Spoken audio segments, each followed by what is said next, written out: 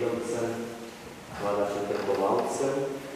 Povabim pa vas ob zaključku današnjega večera, pred vstopom v jutrišnjo Antonovo nedeljo, da današnji dan celodnevne molitve češčenja skupaj zaključimo s pesmijo.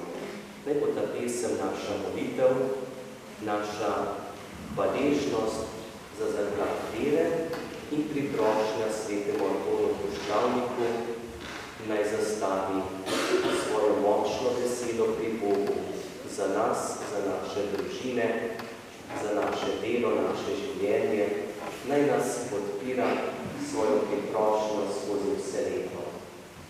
Zato vas povabim k tej molitvi in k tej pesmi ob sklepu večera.